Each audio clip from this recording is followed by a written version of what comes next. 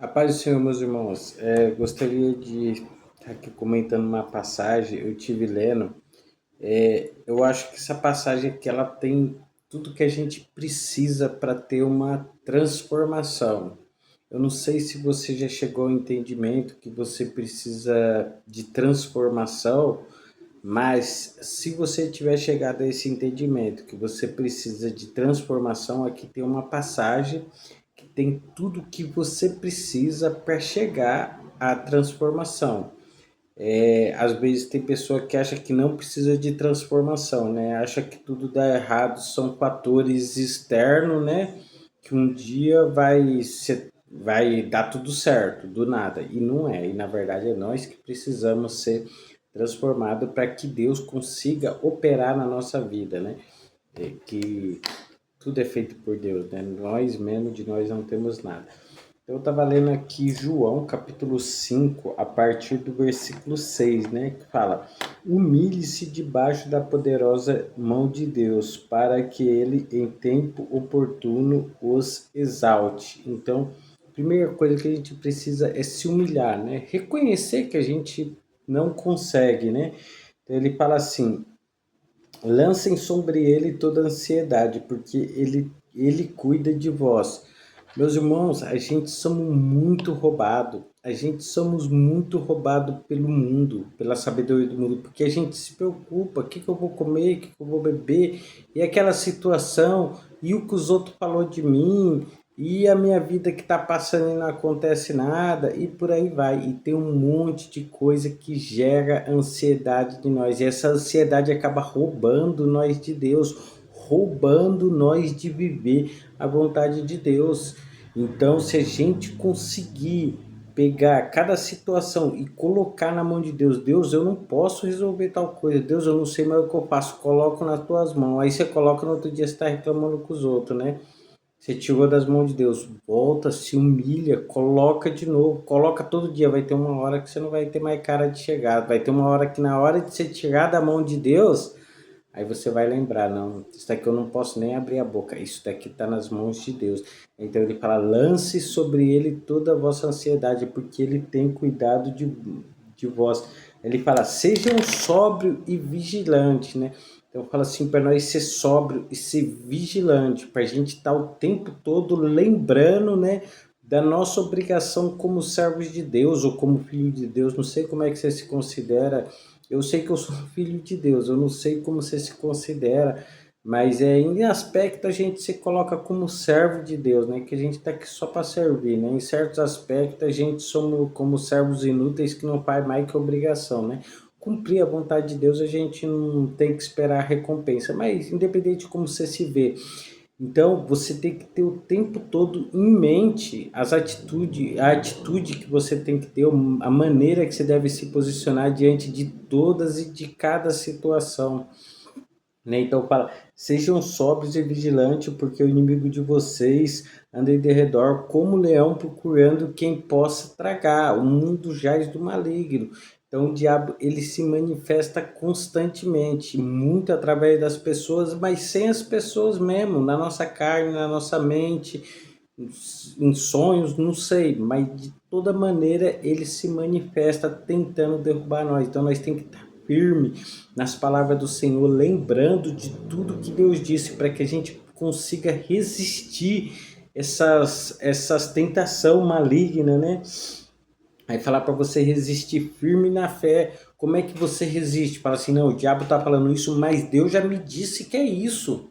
E eu vou ficar em Deus. Por mais que minha carne tá querendo se dobrar, eu vou permanecer em Deus. Pode ser que tenha momentos que você não consegue, siga, você fraqueja. E o que, que vai acontecer quando você fraquejar? Aí vai vir um acusador te acusar, aí vai vir problema, vai vir dor, mas você não desiste, você volta para Deus, você continua buscando a Deus.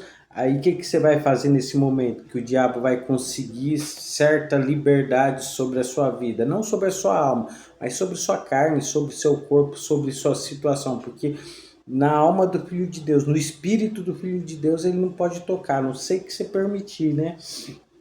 Aí ele fala assim, resista-lhe firme na fé, certo que os irmãos espalhados pelo mundo estão passando por sofrimentos igual a de você. Então a mesma dificuldade, a mesma dor que você passa, o mesmo sofrimento devido às suas fraquezas, no mundo inteiro todo mundo passa pela mesma coisa. Então eu vejo muitos crentes que, sim, pessoalmente, que falou para mim, parece que o problema dele é o maior do mundo, que não, todo mundo passa, não. Aí eu sempre comentei, o problema que você passa, eu passo. Vou contar para você um pouco dos meus problemas. O problema que você passa, o cara mais que você acha que é o mais usado por Deus, ele passa também. Todo mundo passa, entendeu? Mas eles estão resistindo e eu vou ter que resistir. Então eu tenho que ter essa decisão, né? E ele conclui assim: o Deus de toda graça que em Cristo os chamou para a sua eterna glória, depois de vocês terem sofrido um pouco, ele mesmo irá aperfeiçoar, firmar, fortificar e fundamentar vocês. Entendeu? Então, se você suportar esse processo, né, que começa com a humildade, né, com humilhar-se debaixo da poderosa mão de Deus, jogando tudo sobre Deus, sendo vigilante, mantendo, né, a lembrança da palavra, né, suportando, né, o sofrimento, a dificuldade, as lutas que vai vir por causa das nossas fraquezas. Cada luta na nossa vida, cada dor, cada sofrimento é por causa da nossa fraqueza, das fraquezas da nossa carne, né? E a gente permanecendo na palavra de Deus, ainda que com fraqueza, né? O próprio Deus vem e transforma nós, porque a gente não tem essa força, nós precisamos do poder espiritual. E outra, a gente tem que nascer de Deus. Se a gente conseguir, também não tem graça, é mérito nosso, não é para glória de Deus. Então vai terminar no 11 falando o quê, né? A ele seja o domínio, a ele seja o domínio para sempre. Amém.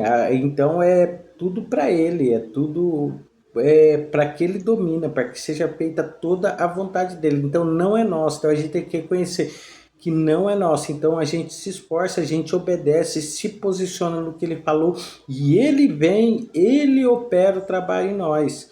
Se você é uma pessoa que reconhece que precisa, né, de transformação, tá, certas áreas já foi transformada na sua vida, ótimo, certas áreas já foi transformada na minha vida, só que tem muito para ser transformado ainda, tem muito para chegar mais próximo da imagem do Senhor Jesus Cristo.